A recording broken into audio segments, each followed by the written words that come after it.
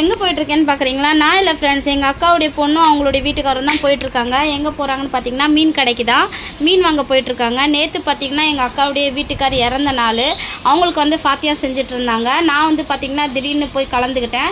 எங்கள் அக்காவுடைய பொண்ணெல்லாம் வந்து என்ன சர்ப்ரைஸ் அப்படின்னு சொல்லி கேட்டாங்க. ஃபாத்தியாவில் கலந்துக்கணுமேன்னு சொல்லிட்டு தான் நான் வந்தேன் அப்படின்னு சொன்னேன். சரி, ஃபாத்தியாவும் நல்லபடியாக முடிஞ்ச உடனே அவங்க வந்துட்டு மீன் குழம்புலாம் ஆக்கி சாப்பிடணும்னு சொல்லிட்டு சொன்னாங்க. சரி வாங்க சமைச்சு தரேன்னா, இல்லை எனக்கு மண் சட்டியில் தான் மீன் குழம்பு வேணும்னு சொல்லிட்டு அவங்க வீட்டுக்காரர் கேட்க ஆரம்பிச்சிட்டாரு.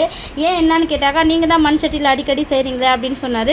சரி வாங்க பரவாயில்ல சமைச்சு கொடுத்துட்றேன்னு. பார்த்தீங்கன்னா அவர் பார்த்தீங்கன்னா சென்னை ராயபுரம் தான், இருந்தாலுமே இங்கே வந்துட்டு மீன் குழம்பு அப்படின்னு சொல்லி கேட்டவுடனே அவர் வந்து சூப்பராக குக்கிங் மாஸ்டர் தான், சூப்பராக சமைப்பார். வேறு லெவலில் இருக்கும் அவருடைய பிரியாணி எல்லாம். அவரே வந்துட்டு மீன் குழம்புலாம் ஆசையாக கேட்டவுடனே சமைக்கலாமேன்னு சொல்லிட்டு சரி ரெடி பண்ண ஆரம்பிச்சிட்டேன். பார்த்தீங்கன்னா 2 கடாய் காட்டுறேன்னா, 2 கடாய் பார்த்தீங்கன்னா அவங்க வாங்கிட்டு வந்த மீன் வந்து 1 கிலோ இல்லை 1.5 கிலோ இருந்ததுனாக்கா ஒரே பாத்திரத்தில் ஒரே கடாயில் செஞ்சுருப்பேன். அவங்க வந்துட்டு 3 கிலோ மீன் போல் வாங்கிட்டு வந்துட்டாங்க. அதனால் என்ன பண்ணுறதுன்னு தெரியல. சரி 2 குழம்பா வச்சிடலாமே அப்படின்னு சொல்லிட்டு ஒரு குழம்பு புளி மிளகும், இன்னொரு சைடில் பார்த்திங்கன்னா தேங்காய் அரைச்சி ஊற்றி குழம்பும் வச்சிடலாமேன்னு சொல்லிட்டு வைக்க ஆரம்பிச்சிட்டேன் கடன்னு சொல்லிட்டு. எங்கள் அக்கா பொண்ணு வந்துட்டு என்ன 2 சட்டியில் 2 குழம்பு அப்படின்னு கேட்டால், என்ன பண்ணுறது மீன் கொஞ்சம் அதிகமாக இருக்குது அப்படின்னு சொன்னேன்.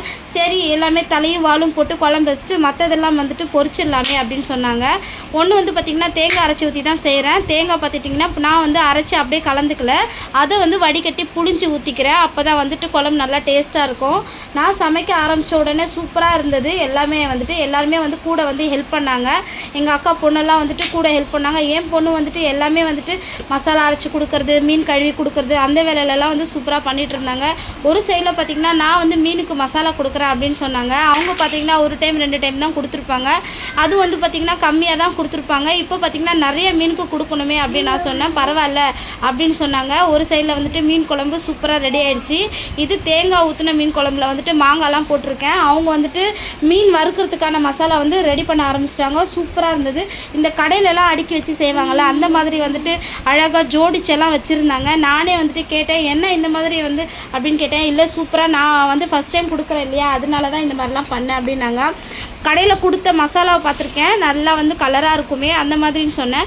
பார்த்தா அவங்க உண்மையிலுமே அவ்வளோ கலராகவும் சூப்பராகவும் கொடுத்துருந்தாங்க. அதுக்கேற்ற மாதிரி அவங்க பொரிக்கும் போதும் அந்த மசாலா வந்துட்டு அவ்வளோ சூப்பராக இருந்தது. ரொம்பவும் வந்துட்டு பொரித்து எடுத்து அந்த சாப்பிடும்போது அவ்வளோ டேஸ்ட்டாக இருந்தது. பொரிக்கும் போதே ஆளுக்கு ஒரு பீஸுன்னு சொல்லிட்டு சாப்பிட ஆரம்பிச்சிட்டோம். வேறு லெவலில் அடுக்கி வச்சுருந்தாங்க. அதை பார்த்தோன்னே இன்னும் ஆசை அதிகமாகிடுச்சு. சாப்பாடு வெளியே முடிஞ்சிருச்சு. கடன்னு சாப்பாடெலாம் செஞ்சு முடித்தோடனே சரி சாப்பாடு கைட்ட ஆரம்பிச்சிடலாம் அப்படின்னு சொன்னேன். எல்லோரும் நல்ல பசியோடு இருந்தாங்க. சாப்பாடும் சீக்கிரமாக கைட்ட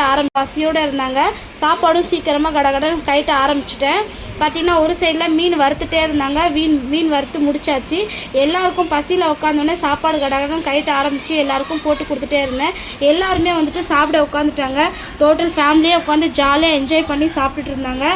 பார்த்திங்கன்னா எங்கள் அக்கா பொண்ணு, அம்மா, அப்பா எல்லாருமே வந்திருந்தாங்க. நான் தான் எல்லாருக்குமே கைட்டி கொடுத்துட்டு இருந்தேன். சாப்பிட்டு முடித்த உடனே அவங்க வந்துட்டு ஜாலியாக விளையாட ஆரம்பிச்சிட்டாங்க. இந்த வீடியோ பிடிச்சிருந்தா லைக் பண்ணுங்கள், சேனலை சப்ஸ்கிரைப்